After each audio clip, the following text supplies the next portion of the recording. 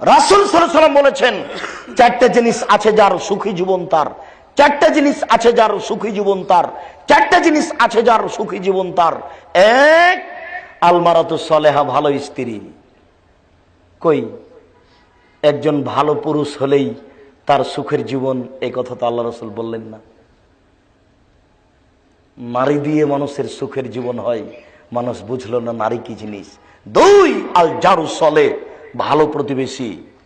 প্রতিবেশী ভালো কি মন্দ আপনাকে কি দিয়ে বুঝাবো, আপনি ভালো বুঝেন। কিভাবে ভালো বুঝেন? প্রতিবেশীর দেওয়ালে আপনার বাচ্চা খাওয়ার পানিটুকু চালিয়েছে, দেওয়ালে লেগে গেছে, যেমন লেগে গেছে ওই প্রতিবেশীর মহিলা আপনাকে ধুয়ে ফেলে দিল।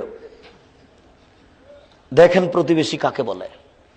আমি বললাম, আব্বু ওই যে ওরা জোরে বাজনা বাজাচ্ছে, একটু কম করতে বলো।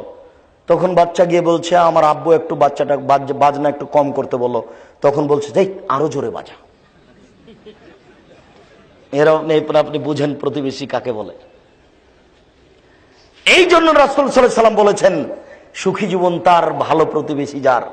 তিন, আল মারকাবুল হানি, একটা ভালো গাড়ি, একটা ভালো সাইকেল, একটা ভালো মোটরসাইকেল, একটা ভালো প্রাইভেট কার, যার সুখী জীবন তার।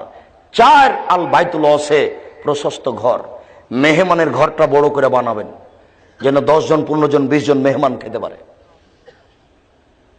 চারটে জিনিসে সুখের জীবন হয়, বলেন তো? এক, ভালো স্ত্রী। দুই, ভালো প্রতিবেশী। তিন, ভালো বাহন গাড়ি। চার,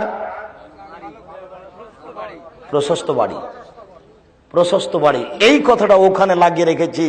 আল্লাহ রাসূল বলেন যে জাহান্নাম থেকে বাঁচার পথ তিনটে। এক, মুখ বন্ধ। দুই, প্রশস্ত বাড়ি, মানে এমন বাড়ি করতে হবে যাতে আপনাকে আপনার স্ত্রী ছেলে মেয়েকে ধরে, কাউকে যেন বাইরে যাওয়া না লাগে। তিন, পাপের জন্য কাঁদো। জাযাকাল্লাহ খায়ের, মনে আছে আপনাদের? মানুষ তিনটে কাজ করলে জান্নাতে চলে যাবে। এক, মুখ বন্ধ রাখতে হবে, ভালো কথা ছাড়া বলা যাবে না। দুই, জরুরি প্রয়োজন ছাড়া বাড়ির বাইরে যাওয়া যাবে না, বাড়িটা প্রশস্ত। তিন, পাপের জন্য কাঁদা, জান্নাত হবেই। সম্মানিত উপস্থিতি, বলছিলাম ভালো নারী, তার মর্যাদা রাসূল সাল্লাল্লাহু আলাইহি ওয়াসাল্লাম উল্লেখ করলেন। তবে রাসূল সাল্লাল্লাহু আলাইহি ওয়াসাল্লাম নারীদের ব্যাপারে খুব সাবধান সতর্ক থাকতে বলেছেন।